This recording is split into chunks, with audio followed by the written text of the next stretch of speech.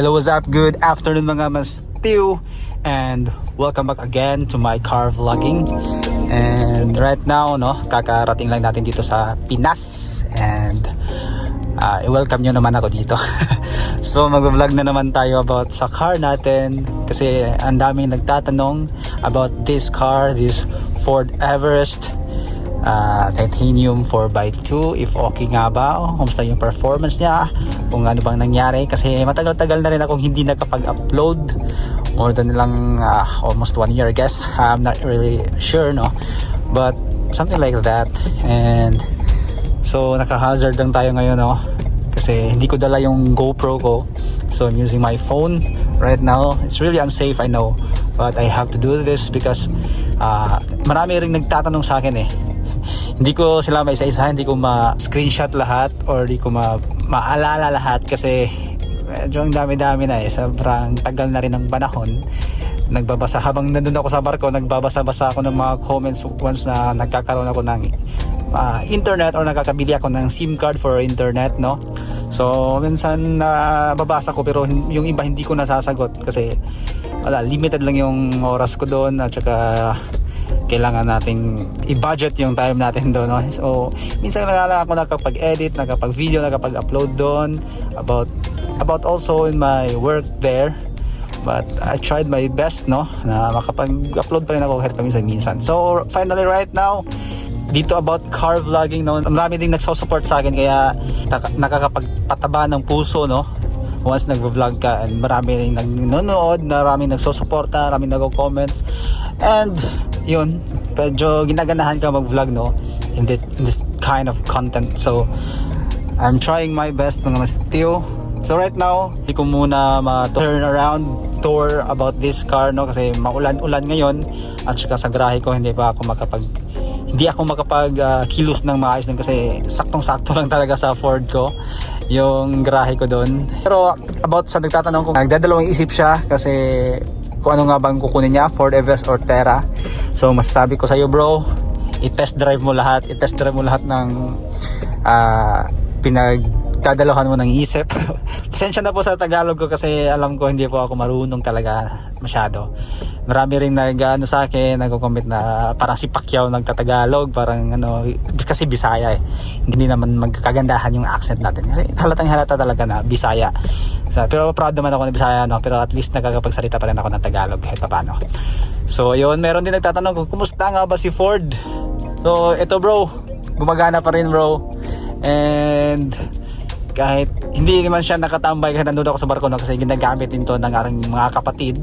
Nagtutur sila, pumunta sila ng Mindanao, ng Bukidnon, somewhere there, and from Leyte, ito yung ginagamit nila. Lahat sila dito, kasyang-kasya. Ilan ba sila? Parang 7, 8 like this. May mga bata din kasi, kaya more than 7. May mga gamit pa doon. So okay pa naman, nakauwi naman to kahit pa paano, So masasabi ko reliable naman to. So hindi lang ako nakasama kasi nandun ako sa barko. So ngayon, nakauwi na ako. Ito na siya.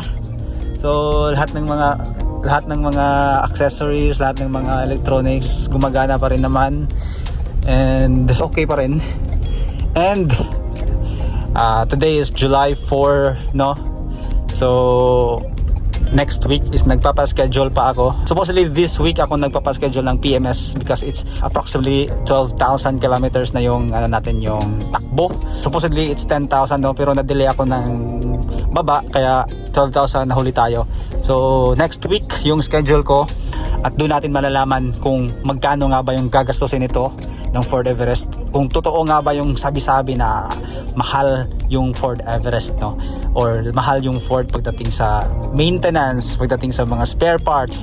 So doon natin malalaman, kasi ako hindi ko rin alam by my experience, kasi first time ko nagkaroon ng Ford Everest. Although meron namang Ford yung brother ko, meron siyang EcoSport, pero matagal na yun, I guess 2016.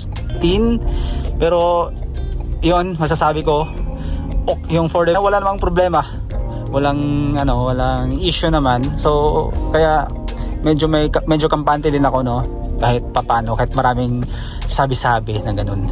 So yun, abangan nyo po next upload ko is after ng PMS sa July 8, I guess. Monday yan. Magpapa-PMS ako. Of course, di ko ma-upload yan agad-agad kasi i-edit ko pa. At depende rin sa time ko kung may time ba ako mag-edit. Yun lang. Pero masasabi ko lang this month, abangan nyo po PMS ko this July 8 for second PMS. Kasi yung first PMS ko is yung 1,000 pero hindi ko siya pina-change oil kasi according to Casa, according to this manual, this specific manual no, na pasok pa naman siya sa oil limit niya, oil life limit. Kasi this Ford Everest na mga bagong Ford, I don't think so sa ibang unit, hindi ko alam kung sa ibang unit kung meron bang oil life monitoring or IOLM, yung Intelligent Oil Life Monitoring. So yung limit life niya is 5% according to Casa, according to this manual, according sa dealer na nagsabi sa akin. Pero hindi natin paabutin ng 5% naman kasi sobrang baba na nun at hindi pa siya na change oil ng 1,000 kilometers. So this time papakita ko sa inyo yung oil life niya. Ayan sa dashboard, must be stationary to access settings. Okay, hindi siya pwedeng tingnan habang tumatakbo yung ating car. So of course ipapark natin mamaya at ipapakita ko sa inyo kung ilan nga ba yung oil life na natitira niya sa loob ng 1 year and 5 months approximately, like this. So 1 year na tayo mahigit mga mastiyo, almost 2 years na. So makikita natin yung oil life niya. So 29% nakita ko kanina, chinek ko 29%. So tamang-tama lang din na i-change oil at the same PMS, no? So 12,000 or 10,000 o 12,000 or 10,000 kilometers. So nasa 29 or 30% na yung oil life natin. So kailangan natin i-change oil. Huwag na natin paabutin ng pinakamababa pa para iwas tayo sa damage ng ating engine. So yun. Ano pa? Salamat pala sa mga nanonood. Shout out sa inyong lahat, sa mga nagsusuporta sa akin. Hindi ko kayo may isa-isa. So papakita muna natin bago tayo magpaalam Check muna natin yung oil life natin. Check natin Yan. Yun, 29. Yan, kita-kita na. So dito lang siya makikita sa monitor. Pati yung natin, pwede yung sa Ford Pass natin, pwede nating ma-check doon. And I'll also update ko lang pala, ngayon ko lang naalala din na about sa Ford Pass, di ba, pwedeng mag-start doon. If you have seen one of my videos na how to start with Ford Pass with application in your cell phone, no, kaya mong start. Last year, na-check ko using my Ford Pass when I was in Cebu. And of course kinontak ko yung brother ko para i-check kung totoo nga bang umandar. So umandar siya. And this year naman sinubukan ko rin when I was there in Europe nako, nag-check, nag-test sa Ford Pass ko. In-start ko doon sa Europe mismo and nag-start siya. So ayos. At ito ring gusto ko rin tong yung feature niya, yung wiper niya dito sa windshield natin is meron siyang adaptive rain sensor. Hindi ko alam kung anong technical term, pero sa sarili ko lang is parang adaptive rain sensor, I guess. So yun, pag malakas na yung ulan, kahit di ba, lang siya, yung moderate lang yung niya, yung wiping niya. At saka yung pangalawa is like mas mabilis-bilis yung frequency niya. And pangatlo is yung mabilisan talaga for heavy rain na talaga yun.